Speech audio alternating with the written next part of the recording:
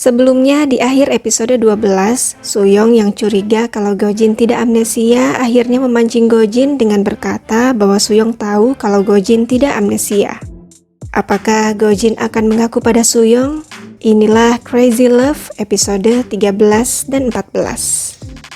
Setelah mendengar perkataan Suyong, Gojin akhirnya mengaku pada Suyong bahwa dirinya memang tidak amnesia, lalu menegaskan bahwa walau Gojin tidak amnesia, hubungan mereka bagi Gojin tetaplah sudah berakhir, dan semenjak Gojin jatuh cinta pada Sina, tanpa sadar rasa benci Gojin pada Suyong pun menghilang dengan sendirinya. Lanjut, Gojin langsung meluncur ke rumah Sina setelah mendapat telepon dari Sina. Rupanya Gojin datang hanya untuk memberitahu Sina bahwa Gojin merindukan Sina dan berterima kasih karena Sina sudah datang dalam hidup Gojin. Mendengar itu, Sina pun memotret dirinya dengan HP Gojin lalu menyuruh Gojin melihat foto tersebut jika merindukan Sina, alih-alih datang jauh-jauh ke rumah Sina. Keesokan harinya ada Segi yang terlihat memberikan laporan laba rugi Gotop pada Enjung dan nampaknya meminta Enjung melakukan sesuatu untuk Segi dengan laporan tersebut. Kemudian malam harinya Suyong tiba-tiba mengajak Sina bertemu. Di sini Suyong akhirnya memberitahu Sina bahwa cinta pertama Suyong adalah Gojin dan meminta Sina mengakhiri pertunangan palsunya dengan Gojin karena yakin Gojin masih mencintai Suyong. Setelah pertemuannya dengan Suyong itu, terlihat Sina yang berpikir keras lalu akhirnya melepas cincin pertunangan palsu Sina dengan Gojin. Keesokan harinya saat Gojin menjemput Sina, Gojin terkejut karena Sina sudah berangkat duluan dan makin terkejut saat Suho memberitahu bahwa Sina semalam bertemu dengan seorang wanita cantik yang kemudian disimpulkan Gojin sebagai Suyong.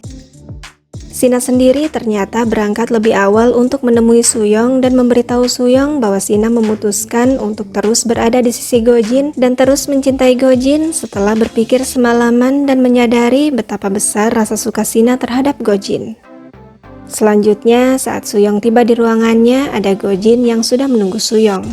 Gojin lalu memperingatkan Suyong agar tidak melibatkan Sina ke dalam masalah mereka. Kemudian, saat Gojin keluar dari ruangan Suyong, ada sekretaris Jo yang berpapasan dengan Gojin dan menatap Gojin dengan tatapan yang mencurigakan. Sesampainya di Gotop, Gojin mengajak Sina bolos kerja untuk berjalan-jalan di sepanjang Sungai Han. Di sini, Sina melepas cincin Gojin karena cincin itu hanyalah cincin untuk pertunangan palsu mereka. Saat Gojin berkata kenapa Sina tidak bertanya tentang hubungan Gojin dengan Suyong, Sina menjawab bahwa Sina ingin memberi Gojin waktu karena semua hal membutuhkan waktu, termasuk saat putus dari seseorang. Di Gotop, terlihat Michelle yang cemas setelah mendapat pesan bahwa Michelle akan dilaporkan atas tuduhan pemalsuan catatan akademis. Kembali ke Sina. Sina mulai berlatih untuk menjadi seorang instruktur tanpa sepengetahuan Gojin, sampai-sampai Gojin merasa diabaikan oleh Sina. Suatu hari, Sina tidak sengaja mendengar percakapan Oki dan Suho bahwa Suho ada di rumah Gojin. Mengetahui hal itu, Sina sangat marah dan bergegas ke rumah Gojin bersama Oki. Sina kemudian akan menyeret Suho keluar dari rumah Gojin, namun saat itu tiba-tiba Suho lapar sehingga mau tidak mau mereka berempat pun makan di rumah Gojin. Di sini Gojin mendapat info bahwa besok Sina akan makan malam dengan teman-teman Sina dan akan bertemu dengan Hisok yang diduga Gojin adalah cinta pertama Sina karena Oki bercerita bahwa Sina bahkan menangis saat Hisok masuk militer. Cemburu, keesokan harinya tanpa memberitahu Sina, Gojin tiba-tiba datang dan bergabung dalam makan malam yang dimaksud untuk melihat sosok Hisok. Gojin memperkenalkan dirinya sebagai pacar Sina dan mentraktir teman-teman Sina hingga teman-teman Sina itu terkagum-kagum.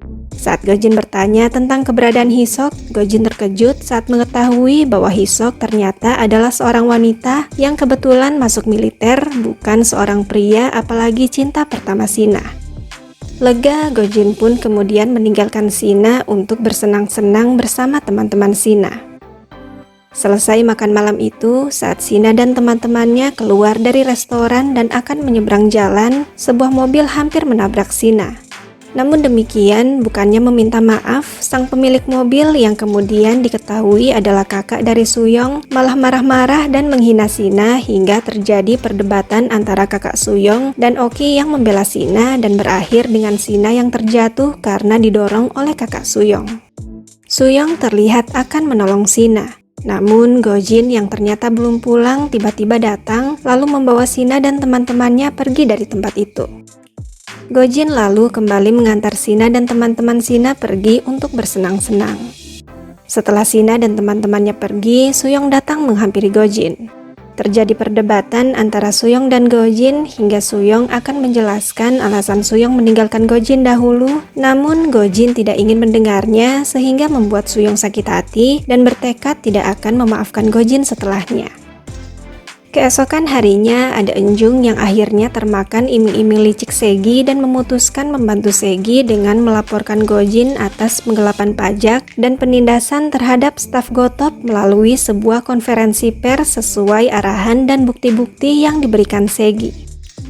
Di ruangannya, Gojin melihat berita tentang dirinya yang dituduh melakukan penggelapan pajak dan penindasan terhadap staf Gotop dengan sangat tenang seolah Gojin sudah tahu hal itu akan terjadi. Di sisi lain, ada Segi yang sangat yakin sudah berhasil membuat para pemegang saham mendukung Segi untuk menurunkan Gojin dari posisi CEO. Banyak orang yang kemudian memboikot Gojin dan melakukan demo meminta Gojin diselidiki atas tuduhan-tuduhan terhadap Gojin. Di Baek Edu nampak Suyong yang juga berniat menyerang Gojin dengan mengambil alih Gotop secara keseluruhan. Suatu malam, Sina yang mencemaskan Gojin berniat ke apartemen Gojin karena Gojin tidak menjawab telepon dari Sina. Namun saat Sina akan keluar, tiba-tiba Gojin datang dengan camilan dan wajah tanpa kekhawatiran. Kemudian, tanpa banyak drama, Sina dan Gojin malam itu hanya saling menguatkan dan saling menenangkan karena keduanya ternyata juga saling mencemaskan satu sama lain. Keesokan harinya, saat Gojin masuk ke ruangannya, Gojin terkejut mendapati Segi yang sudah duduk di kursi Gojin. Segi yang secara terang-terangan mengaku kalau dirinya menginginkan posisi CEO Gotop itu pun lalu secara halus menekan Gojin untuk mundur dari posisi CEO sebagai solusi yang paling bijaksana yang bisa Gojin lakukan demi melindungi Gotop dari kehancuran agar para karyawan yang bekerja di Gotop tidak kehilangan pekerjaan mereka hanya karena kesalahan Gojin. Siang itu, saat Gojin tidak berada di ruangannya, Ditjen Pajak datang dan menyita barang-barang Gojin. Sina berusaha menghentikan Ditjen Pajak, namun tentu saja itu tidak berhasil. Setelah kepergian Ditjen Pajak, Sina yang masih di ruangan Gojin menemukan sebuah tombol yang membuka ruang rahasia Gojin. Sina pun masuk ke ruangan itu dan terkejut melihat barang-barang aneh berisi ancaman pembunuhan pada Gojin di dalamnya, terlebih saat Sina melihat sebuah papan yang menggambarkan rencana dan kecurigaan Gojin terhadap orang-orang di sekitar Gojin. Tak lama, Gojin masuk dan menjawab semua pertanyaan Sina, termasuk mengiyakan bahwa Gojin mencurigai Segi sebagai dalang dari tabrak lari yang menimpa Gojin malam itu. Beralih ke Segi. Segi saat ini sedang berada di sebuah tempat penyimpanan abu jenazah dan berdiri tepat di depan abu jenazah milik seorang gadis bernama Oh Se-hee. Segi lalu berkata bahwa Segi akan menjatuhkan Gojin dari tempat yang paling tinggi. Keesokan harinya, Gotop mengadakan rapat umum luar biasa dengan agenda pemungutan suara untuk menentukan apakah Gojin akan diturunkan dari posisi CEO atau tidak. Sebelum rapat dimulai, Gojin terlihat mengirim pesan pada Yang Tae hingga membuat Yang Tae tampak terkejut saat membacanya. Dan akhirnya rapat pun dimulai. Terlihat seluruh pemegang saham termasuk Yang Tae sudah hadir di sana, lalu diadakanlah pemungutan suara yang dimaksud. Saat hasilnya keluar, Segi yang sudah yakin bisa menurunkan Gojin dari posisi CEO itu harus kecewa karena ternyata suara pemegang saham yang setuju Gojin diturunkan dari posisi CEO hanya 64,1% yang artinya suara itu tidak memenuhi quorum 2/3 yang dibutuhkan untuk menurunkan Gojin dari posisi CEO. Tidak menyerah, Segi kemudian kembali menyerang Gojin dengan membeberkan fakta bahwa Gojin amnesia sehingga tidak akan mampu mengelola Gotop. Menanggapi hal itu, Gojin akhirnya mengungkap bahwa Gojin hanya berpura-pura amnesia untuk menipu Segi dan balik menyerang Segi dengan membeberkan bukti yang menunjukkan bahwa Segi menggelapkan miliar won dana Gotop ke perusahaan lain dengan kedok investasi di luar negeri. Segi tentu saja sangat terkejut setelah Gojin mengungkap itu semua. Tak sampai di situ, saat rapat usai, Segi harus menerima kenyataan bahwa dirinya dilaporkan ke pihak yang berwajib atas pelanggaran kepercayaan terkait MOS Company. Lanjut, terlihat Segi yang dijemput oleh Suyong setelah keluar dari kantor polisi. Suyong menyampaikan bahwa Suyong ingin merekrut Segi karena mereka berdua memiliki tujuan yang sama, yaitu menghancurkan Gojin. Sementara itu, di apartemen Gojin, ada Sina yang senantiasa menghibur Gojin dan tidak membiarkan Gojin bersedih. Keesokan harinya, terlihat bahwa Gojin berhasil memulihkan nama baiknya karena tuduhan-tuduhan terhadap Gojin terbukti tidak benar.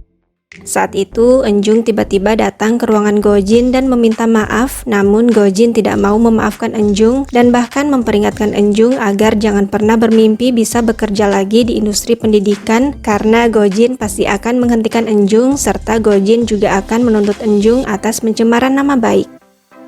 Sina yang mengetahui hal itu tidak tega pada Enjung dan mencoba membujuk Gojin agar membatalkan gugatan Gojin pada Enjung, namun Gojin menolak. Gojin justru meminta Sina tidak mengkhawatirkan orang lain dan lebih mengkhawatirkan diri sendiri karena pendaftaran audisi instruktur babak kedua akan segera dimulai. Ya, akhirnya Gojin merestui Sina mengikuti audisi itu. Namun demikian, rupanya Sina sudah tidak ingin mendaftar lagi dan memilih menjadi instruktur dengan membuat video pengajaran dan menguploadnya di sebuah website. Keesokan harinya, ada Suyong yang datang ke Gotop untuk memberitahu Gojin bahwa Baek Edu sudah merekrut Oh Segi dan mengancam Gojin secara terang-terangan bahwa Suyong akan menghancurkan Gojin dan Gotop. Siang itu, terdorong oleh rasa ingin tahunya tentang motif Segi mengkhianatinya, Gojin akhirnya pergi ke vilanya di Gangneng untuk mereka ulang kejadian tabrak lari malam itu. Seolah Dewi Fortuna ada di pihak Gojin, saat itu Gojin kebetulan mendapatkan rekaman CCTV di malam kejadian dari kamera pengawas kebakaran hutan yang secara tidak sengaja dipasang di dekat villa Gojin. Gojin lalu mengecek isi rekaman itu dan sangat terkejut saat mendapati bahwa di malam kejadian setelah Segi pergi, ada seseorang lagi yang datang ke arah Gojin. Gojin pun langsung mengunjungi Kang Min di penjara lalu menunjukkan foto dari rekaman tadi yang memperlihatkan orang misterius itu pada Kang Min.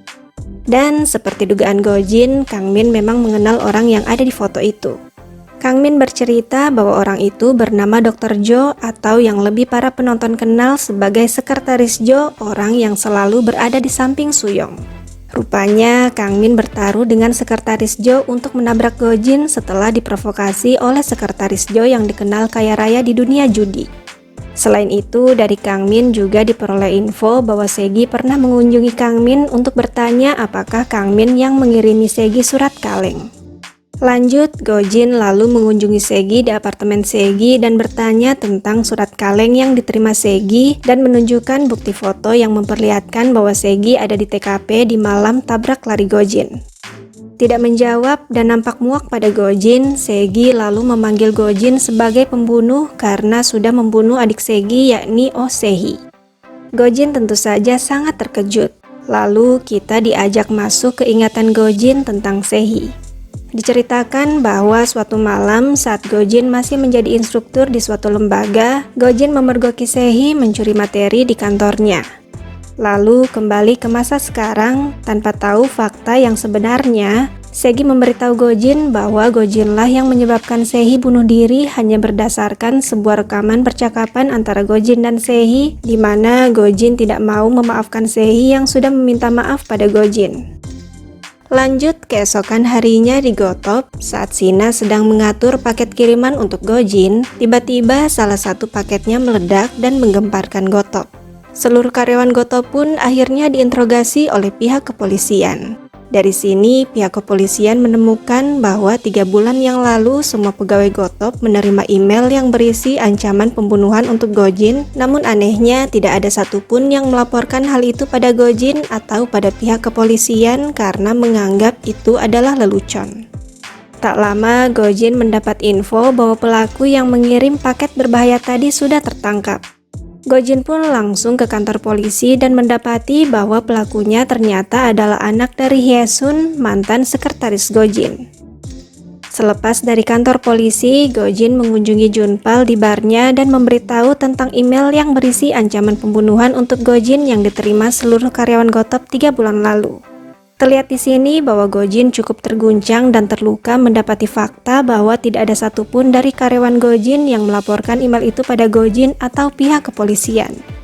Gojin akhirnya menyimpulkan bahwa seluruh karyawannya itu memihak pelaku dan berharap Gojin meninggal. Kemudian saat Gojin kembali ke kantor, di ruangan Gojin sudah ada Eunhee dan Sora yang menunggu Gojin. Eunhee dan Sora yang sudah tahu apa yang menimpa Hyesun lalu mengakui kejahatan mereka termasuk kejahatan Hyesun pada Gojin dan meminta maaf pada Gojin. Mendengar itu, Gojin justru emosi lalu memberitahu Eunhee dan Sora bahwa Gojin tidak akan memaafkan mereka dan akan menggugat ketiganya. Sina yang mengetahui hal itu lalu mencoba membujuk Gojin untuk memaafkan ketiga mantan sekretaris Gojin tadi, namun Gojin tetap tidak mau. Tidak menyerah, Sina terus berusaha membujuk Gojin hingga akhirnya Gojin yang hari itu masih terguncang setelah mendapati banyaknya fakta tentang karyawan Gotop pun tidak bisa menahan amarahnya pada Sina karena Sina terkesan tidak berbeda dari para karyawan Gotop lain yang hanya memihak pelaku dan tidak memihak Gojin. Selanjutnya terlihat Sina yang menangis di rumahnya karena mendapat luapan amarah Gojin tadi. Sementara itu, di sebuah ruangan terlihat gadis yang dulu pernah ditabrak Sina saat membeli camilan sedang menandai foto Gojin dengan tanda H-1 Gojin harus mati. Rupanya gadis inilah orang misterius dengan luka di tangan yang selama ini selalu menguntit dan mengambil foto-foto Gojin. Kembali ke rumah Sina, tiba-tiba suara bel pintu rumah Sina berbunyi. Sina yang mengira yang datang itu adalah Gojin segera keluar untuk menemui Gojin, namun terkejut saat mendapati bukan Gojin yang datang, melainkan gadis misterius tadi yang datang. Anehnya, Sina ternyata mengenal gadis itu yang diketahui bernama Nasuyon. Beralih ke Gojin. Gojin yang masih kalut mendapat sebuah pesan yang berisi foto Sina yang sudah tak sadarkan diri. Tak lama kemudian, Gojin mendapat telepon dari nomor tak dikenal yang memberitahu bahwa sesuatu yang berharga bagi Gojin ada pada si penelpon yang diketahui adalah Suyon. Gojin yang panik langsung bergegas mencari Sina ke sebuah rooftop, tempat yang nampaknya diberitahu oleh Suyon. Di sana, Gojin terus mencari Sina hingga akhirnya Suyon menampakkan dirinya pada Gojin sambil tersenyum penuh misteri. Apa yang akan terjadi selanjutnya? Siapakah Suyon dan apa hubungan Suyon dengan Gojin? Nantikan jawabannya di episode berikutnya.